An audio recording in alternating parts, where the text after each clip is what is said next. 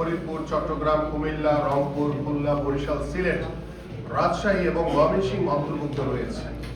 প্রতিটি পর্যায়ে একটি শক্তিশালী প্রশাসনিক বাস্তবায়ন কমিটি পুরো প্রক্রিয়াটি তদারকি করছে, যাতে কোনো মেধা অবমূল্যায়িত না হয়।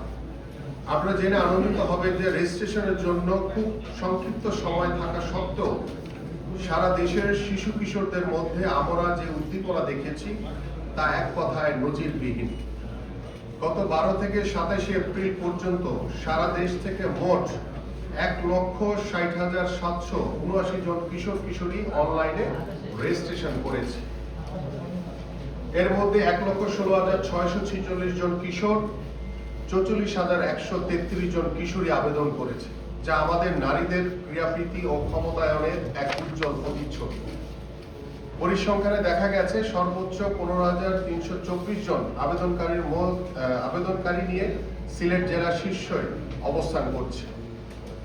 এরপরই রয়েছে চট্টগ্রাম 9,305 জন, ঢাকায় 8,896 জন। 29 তারিখের মধ্যে উপজেলা পর্যায়ে দল গঠনের প্রক্রিয়া সম্পন্ন হবে এবং 30 এপ্রিল আমরা চূড়ান্ত তালিকা হাতে পাব।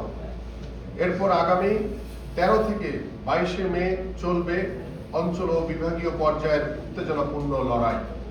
পরিশেষে আমি বলতে চাই, খেলাধুলা কেবল জয় পরাজয়ের বিষয় নয়, এটি মাদকমুক্ত সমাজ গঠন এবং তরুণ সমাজকে সঠিক পথে রাখার একটি শক্তিশালী হাতিয়ার।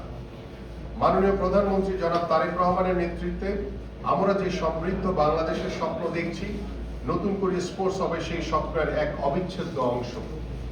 সাংবাদিক ভাইদের কাছে আমার বিশেষ অনুরোধ, আপনারা আপনাদের কলম, ক্যামেরার মাধ্যমে এই শিশু কিশোরদের স্বপ্নকে দেশবাসীর সামনে তুলে ধরবেন।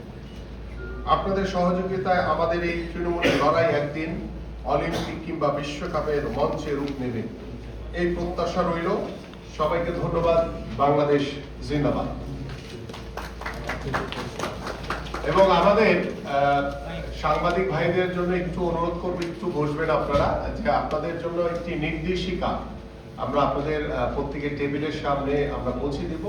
একটু ধৈর্য ধরে বসলে ইনশাআল্লাহ আমরা এই নির্দেশিকাটা, এখানে আমাদের টোটাল নতুন করে স্পোর্টস নিয়ে যেতে আমাদের কর্ম পরিকল্পনা কিভাবে আমরা করব, এবং আমরা আগামী নতুন বছর থেকে, দ্যাট মিনস হচ্ছে আমরা নতুন অর্থ বছর থেকে আবার নতুন ভাবে যখন শুরু করব, কিভাবে করব, টোটাল প্রক্রিয়াটি এখানে উল্লেখ করা আছে, যেটা আপনাদের লিখতে, আপনাদের এই যে কার্যক্রমকে বাস্তবায়ন করতে আপনাদের সার্বিকভাবে সহযোগিতা করবে ইনশাআল্লাহ। এবং আমি কিন্তু সবাইকে আহ্বান করছি, সিলেটে আপনারা অবশ্যই সবাই আপনারা আমাদের সাথে সংযুক্ত হবেন এবং আপনারা সেখানে উপস্থিত থাকবেন, সেটা আহ্বান করছি। ইতিমধ্যে আমাদের প্রেসের অনেকে হয়তো আপনাদের সাথে কথা বলেছে, অনেকে আপনার পরিকল্পনা নিয়েছেন, কেউ হয়তোবা একদিন আগে চলে যাবেন, কেউ হয়তোবা 2 দিন আগে যাচ্ছেন, কেউ হয়তোবা 2 তারিখ যেদিন মাননীয় প্রধানমন্ত্রী উপস্থিত হবেন সেদিন উপস্থিত হবেন।